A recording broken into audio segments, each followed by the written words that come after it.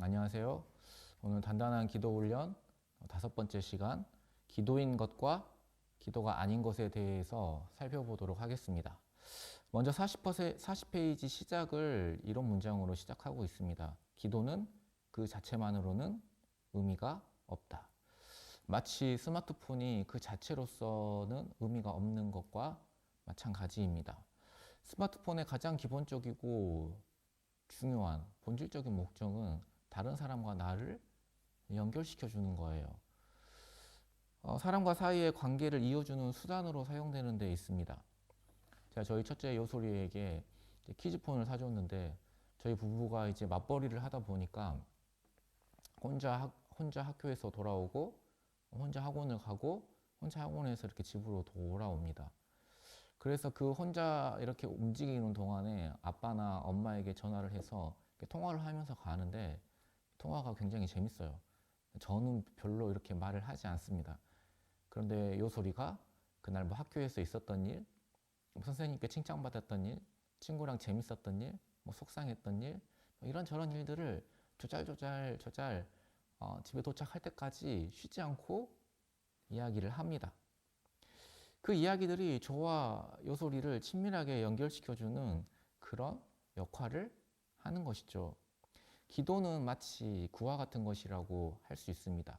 기도 그 자체, 그러니까 스마트폰 그 자체로서의 어떤 의미를 갖고 있다라기보다는 그 행위 자체보다는 내가 누구와 연결되어 있는가, 누구와 마음을 주고받는 대화를 할 수 있는가 라는 것이 어떻게 소통하는가 하는 것이 훨씬 더 중요합니다.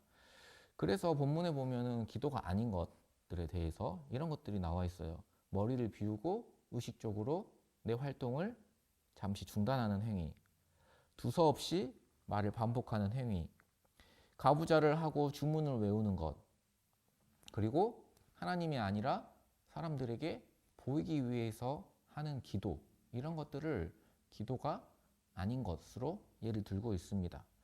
그래서 39페이지 이렇게 중간 정도를 보면은 이렇게 되어 있어요. 기도는 본질적으로 하나님과 대화하는 것입니다. 그래서 이런 의식이 제대로 갖추어져 있지 않으면 기도라고 보기 어렵다는 것입니다. 그런데 여기서 중요한 것은 기도는 본질적으로 하나님과의 소통, 대화인데 우리의 대화 상대인 하나님은 어떤 분인가 하는 거예요. 하나님은 두 가지를 이야기하고 있는데 하나는 하나님의 초월성이고 하나는 하나님의 내재성이에요. 그러니까 하나님은 초월성과 내재성을 둘 다를 가지고 계신다. 하나님의 초월성이라는 건 뭐냐면 우리가 하나님과 대화하기에는 하나님은 너무나 높이, 멀리, 너무나 위대한, 너무나 거룩하고 맑고 깨끗한 그런 분이에요. 그런 하나님에 비해서 우리는 너무나 작고 너무나 초라하고 너무나 더럽고 죄악 많은 그런 존재입니다. 요한계시록에서도 보면은 주님의 제자였던 요한이 이 주님을 만나 뵌 순간 그 발 앞에 엎드려져 죽은 자 같이 되었습니다. 요한이라고 하면은 정말 예수님의 사랑을 많이 받던 제자였죠. 그럼에도 불구하고 그 발 앞에 엎드려 죽은 자 같이 되었습니다. 그래서 예수님이 요한을 만지시면서 어루만지시면서 두려워하지 말라라고 말씀하시죠. 그래도 이 요한의 두려움과 떨림은 그 하나님의 그 초월성 앞에서 그 위대함과 전능함 앞에서 떨며 두려워합니다. 우리가 이런 하나님 앞에 기도하는 것은 굉장히 두렵고 떨리는 일이에요. 구약에서 하나님의 임재는 굉장히 특별했죠. 만약 하나님이 이런 초월성만 가지고 계신다면 우리가 하나님 앞에 감히 기도로 나아갈 수 있겠습니까? 감히 우리가 하나님과 기도할 수 있을까요? 못하죠. 하나님은 우리와 너무나도 차원이 다른 존재예요. 너무나 멀리 계시는 분입니다. 그러나 하나님은 어떻습니까? 동시에 내재성도 함께 가지고 계십니다. 내 친한 친구, 친밀한 부모와 자녀 사이같이 우리와 가까이 하시며 우리와 함께 하십니다. 우리의 작은 신음에도 응답하십니다. 이게 어떻게 가능한가? 41페이지 중간에 보면 예수님은 우리의 중보자이시며 중재자이시다. 그는 고압전선을 감싸서 전기가 통하지 않도록 절연 기능을 하는 피복과 같다. 그러니까 하나님은 고압전선의 강한 그 전기선처럼 우리 같은 존재가 함부로 다가가거나 만지면은 우리의 몸이 결코 남아나질 못해요. 몸이 성치 못합니다. 그러나 절연 기능을 하고 있는 이 피복이 이 전선을 감싸고 있듯이 성부 하나님이 아들을 이 세상에 내보내셨습니다. 그래서 십자가의 단번에 희생 제물이 되셨습니다. 그 그리스도의 피는 고압전선의 그 피복전선과도 같은 그 하나님의 거룩이라는 그 무시무시한 불로부터 그 소멸하는 불로부터 우리를 보호하시고 중보하시는 그런 역할을 한다는 거예요. 그래서 우리는 예수님으로 인하여서 기도할 수 있는 거예요. 그래서 우리는 기도를 어떻게 합니까? 누구의 이름으로 합니까? 예수님의 이름으로 기도하는 것입니다. 그러므로 하나님은 우리 모두의 그 모든 어떤 상상을 다 뛰어넘을 정도로 위대하시고 우리를 초월해 계시는 분이지만 우리의 주변에 공기보다 더 가까운 분이라고 말씀하고 있습니다. 그런데 우리가 이것을 이론적으로는 지식적으로는 너무나 잘 알아요. 근데 이론적으로 알고 있고 지식적으로 알고 있는 것은 우리에게 별로 도움이 되지 않습니다. 어떻게 알아야 합니까?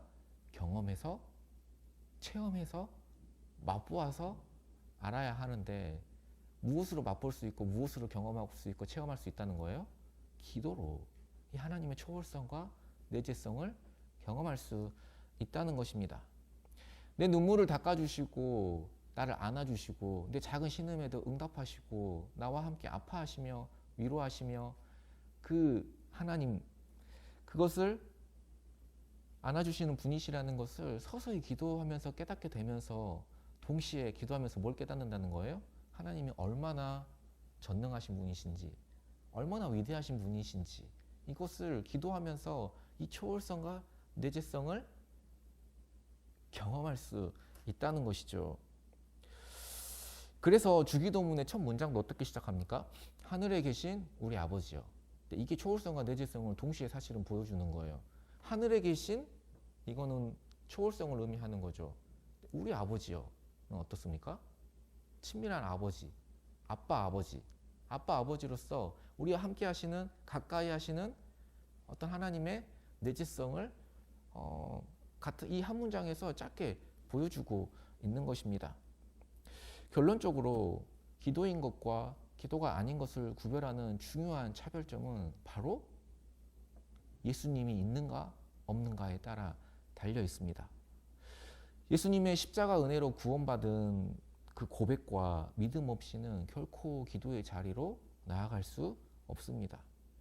우리가 기도할 때 정말 기도를 잘 하고 싶으면은 죄인인 나를 구원해 주신 그 하나님에 대한 감사 그리고 십자가에 대한 그 묵상 그걸로 하나님께 가까이 가는 것이 정말 중요하고 정말 좋은 기도입니다.